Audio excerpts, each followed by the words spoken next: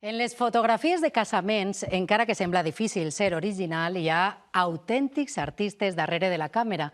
És el cas de Marc Prades, un fotògraf de Rossell, al Baix Maestrat, que acaba de ser nominat en millor fotògraf internacional en els Golden Lens. Són els Oscars de les fotos de boda. El seu objectiu capta els protagonistes, però també els secundaris.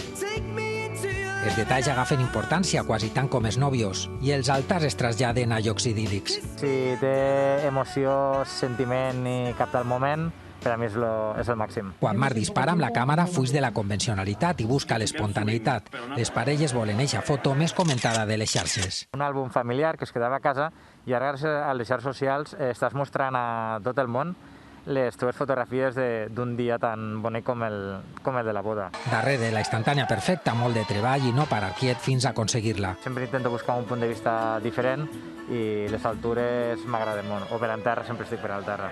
Més de 60 imatges premiades, portada d'un Premi Planeta, el 2020 acaba de ser nominat millor fotògraf internacional de boda. Raons no en falten per a posar-se en eixe dia tan important davant del seu objectiu.